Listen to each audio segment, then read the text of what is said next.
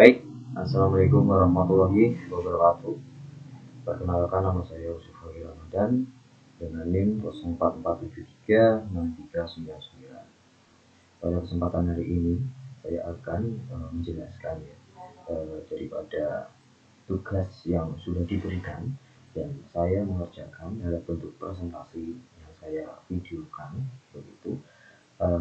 Tema yang saya usulkan atau yang saya ambil adalah dengan judul Perjalanan Sejarah Menuju Dasar Negara Pemersatu. Itulah judul yang saya akan bahas pada kesempatan hari ini. Oke, ini adalah merupakan tugas satu mata kuliah Pancasila ya. Oke, langsung saja untuk pembahasan. Mengapa Pancasila itu begitu penting? Ya. Mengingat Pancasila adalah merupakan dasar negara kita. Pancasila merupakan dasar negara dan pandangan hidup bangsa Indonesia. Ya, dapat diketahui bahwasanya Pancasila ini merupakan hal penting ya, untuk kita perhatikan dan kita perlu menerapkan nilai-nilai yang terkandung di dalam Pancasila ini untuk kita dapat menjalani kehidupan kita di lingkungan masyarakat atau dimanapun kita berada sesuai dengan ketentuan yang ada pada nilai Pancasila. Merupakan hasil kompromi dan musyawarah yang menyatukan seluruh elemen bangsa. Ya, ini adalah hasil dari kompromi dan musyawarah yang menyatukan seluruh elemen bangsa.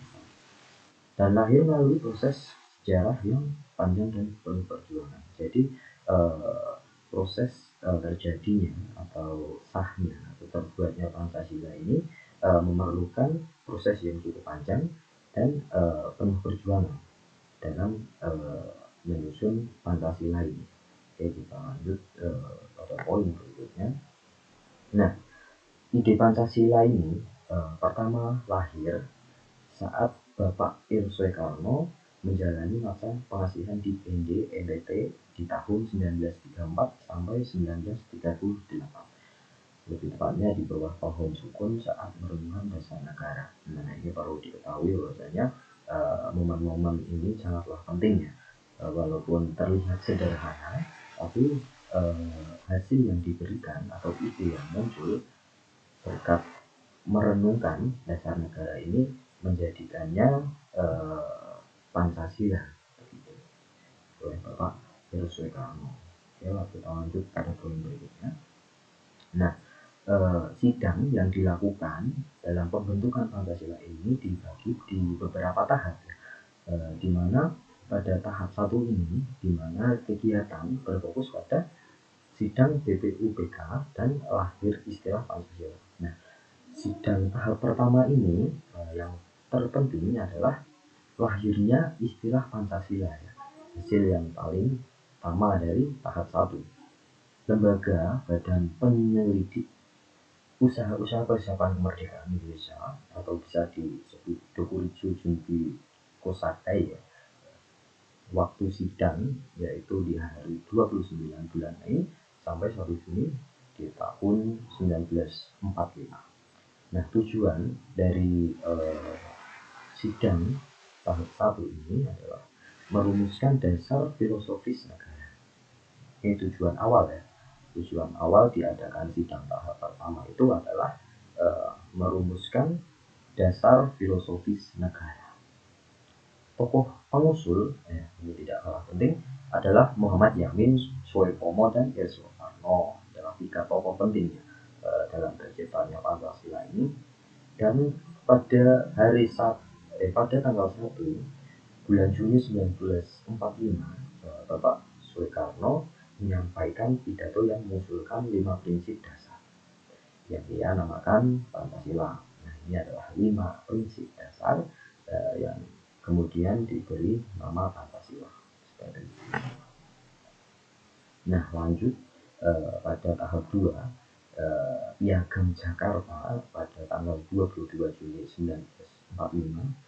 Nah, di dalamnya terdapat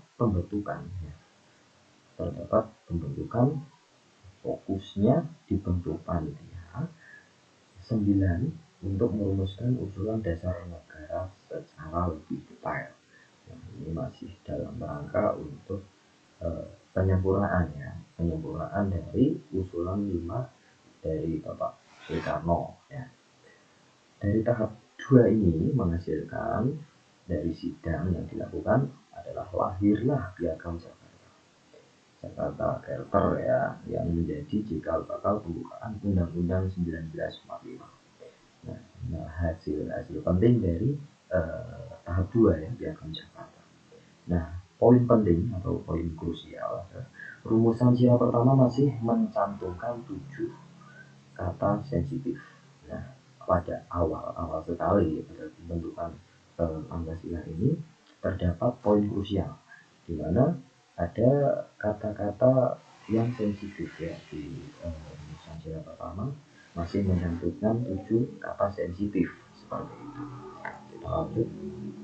Nah, sidang-sidang tadi atau proses-proses pembentukan Pancasila ini melahirkan istilah Pancasila ini ya, berlangsung di sebuah gedung yang kini kita kenal sebagai Gedung Pancasila di Jakarta. Gambaran Gedung Pancasila seperti berikut sudah saya cantumkan fotonya ya. Dapat teman-teman mungkin bisa lihat bahwasanya gedung bersejarah yang melahirkan istilah Pancasila terdapat di Jakarta. Nah, kita lanjut pada tahap 3. Pada tahap 3 ini sidang PPKI dan pengesahan final. Nah, ini adalah poin penting yang terdapat pada tahap 3 ya. Oke, lembaga panitia persiapan kemerdekaan Indonesia Dokuritsu Jumbi Lintai. Waktu sidang tanggal 18 Agustus 1945, sehari setelah proklamasi ya, dilakukan sehari setelah proklamasi, yaitu di tanggal 18 Agustus. Keputusan penting. Nah, ini adalah keputusan yang berhasil diambil, yaitu menyetujui perubahan pada sila pertama. Oke, dapat kita flashback kepada pembahasan yang sebelumnya bahwasanya terdapat beberapa kata yang cukup sensitif ya. Terus pada tahap 3 ini berhasil untuk disempurnakan, yaitu dilakukannya perubahan pada sila pertama yang berbunyi ketuhanan yang Maha Esa, itu yang sekarang ya. Nah, ini jadinya setelah penyempurnaan atau dilakukannya revisi pada sila yang pertama adalah menghasilkan rumusan final. Di antara adalah 7 kata dihapus atau yang sebelumnya kita bahas, yaitu kata yang cukup sensitif ya. 7 kata itu berhasil dihapus. Sila pertama menjadi ketuhanan yang Maha Esa, sampai sekarang menjadi ketuhanan yang Maha Esa. Itulah rumusan final. Oke. Selanjutnya adalah penetapan Pancasila disahkan sebagai dasar negara dan termuat dalam pembukaan Undang-Undang 1945. Ya, komitmen toleransi dan persatuan ini adalah hal penting ya. Di antaranya adalah proses perumusan Pancasila adalah bukti nyata semangat musyawarah, kompromi dan pendahuluan, mendahulukan persatuan di atas kepentingan golongan. Nah, ini adalah nilai-nilai yang sangat penting yang perlu kita ketahui ya. Di antaranya adalah proses pembentukannya Pancasila ini adalah dengan komitmen toleransi dan persatuan. Persatuan adalah hal utama ya di sini. Tidak lupa untuk mendahulukan kepentingan golongan ya. Pancasila menjadi dasar ideologis untuk menghadapi tantangan. Ya, ini adalah poin penting juga untuk kita perhatikan bahwasanya Pancasila masih cukup kuat atau cukup mampu untuk menangani tantangan-tantangan yang ada pada era yang sangat pesat ya. Kemajuan teknologi dan saat ini mengalami sangat pesat yang mempengaruhi budaya ya, mempengaruhi budaya atau kebiasaan masyarakat Indonesia. Nah, ini dengan ini membuktikan bahwasanya Pancasila ini sudah menjadi dasar ideologis untuk menghadapi tantangan zaman sampai saat ini. dia ini adalah hasil yang dari proses-proses yang sangat berat atau yang sangat penuh perjuangan dari tokoh-tokoh penting di balik terciptanya Pancasila ini adalah 5 sila Pancasila dan maknanya. Kita akan membahas sila Pancasila, 5 sila Pancasila dan makna yang terkandung di setiap sila. Yang menjadi nomor 1 adalah sila pertama, yaitu yang berbunyi ketuhanan yang Maha Esa. Nah, makna yang terkandung dalam sila pertama ini adalah menjamin kebebasan beragama. Jadi untuk masyarakat, semua masyarakat Indonesia adalah mempunyai hak kebebasan beragama, tidak terlalu kaku ya, peraturan yang tidak terlalu kaku. Jadi masyarakat Indonesia itu mempunyai kebebasan untuk beragama, bertakwa kepada Tuhan dan menjunjung tinggi toleransi antar umat beragama. Nah, ini saling berkaitan ya, dimana dari makna sila pertama ini adalah menjamin kebebasan beragama. Akan tetapi di balik kebebasan beragama dari Pancasila ini juga menekankan bahwasanya kita harus menjunjung tinggi toleransi antar umat beragama. Itu adalah hal penting ya untuk menjaga kesatuan dan persatuan dalam lingkungan masyarakat Indonesia. Begitu. Sila kedua adalah kemanusiaan yang adil dan beradab. Oke, makna yang terkandung pada sila kedua ini adalah mengakui persamaan derajat hak dan kewajiban setiap manusia, serta berlaku adil dan bermoral dalam pergaulan. Ini adalah hal penting untuk kita dapat bersosialisasi dengan baik ya, di mana kita harus mengedepankan adab kita, dan di lingkungan masyarakat atau lingkup sosial kita harus juga mengutamakan adil, sifat adil, persamaan derajat hak dan kewajiban setiap manusia. Itu adalah poin penting, makna penting. Jadi kita harus bisa menjauhi sikap diskriminatif atau menjauhi sikap-sikap yang dirasa tidak baik atau dapat menyinggung perasaan orang lain, karena kita di lingkungan masyarakat di mana kita ada masyarakat di dalam desa maupun di luar desa, kita harus menjunjung tinggi adab kita dimanapun kita berada, seperti itu.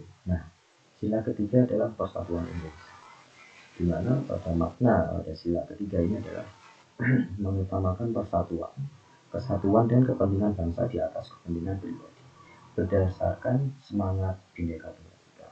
Nah, ini adalah juga hal pentingnya adalah kita menjaga persatuan ya. Oke, kita langsung lanjut saja, yaitu sila keempat, kerakyatan yang dipimpin oleh hikmat. Nah, ya. Makna di dalam sila tersebut adalah kedaulatan berada di tangan rakyat, diwujudkan melalui sistem musyawarah untuk mencapai mufakat tanpa adanya paksaan. Nah, di negara kita Indonesia ini kedaulatan tertinggi dipegang oleh rakyat, di mana di sebuah negara kita ini titik tertinggi kedaulatan adalah berada di tangan rakyat ya, dan diwujudkan melalui sistem musyawarah untuk mencapai mufakat tanpa adanya pemaksaan kehendak. Jadi harus dengan cara musyawarah seperti itu. Yang terakhir adalah keadilan sosial bagi seluruh rakyat Indonesia, mewujudkan kesejahteraan dan keadilan yang merata bagi seluruh rakyat Indonesia dengan menjamin keseimbangan antara hak dan kewajiban. Nah, ini berkaitan langsung juga ya dengan persatuan ya, sifat persatuan dan kesatuan, di mana kita harus menjaga keadilan sosial ya di seluruh rakyat Indonesia seperti itu. Oke, untuk penutup adalah Pancasila adalah rumah bersama bagi seluruh rakyat Indonesia. Itu gambaran penting ya, gambaran penting dari Pancasila seperti itu. Kurang lebih pembahasan dalam proses terbentuknya Pancasila ini, sejarah yang pernah dilalui oleh tokoh-tokoh penting dari negara Indonesia untuk tujuan yang sangat mulia untuk negeri kita tercinta Indonesia. Baik, itulah pembahasan saya untuk tugas satu ini. Sebelumnya mohon maaf apabila terdapat kesalahan atau kekurangan dalam penjelasan atau pembahasan atau materi yang saya bahas pada kesempatan hari ini. Saya mohon maaf sebesar-besarnya. Oke, saya tutup. Wassalamualaikum warahmatullahi wabarakatuh.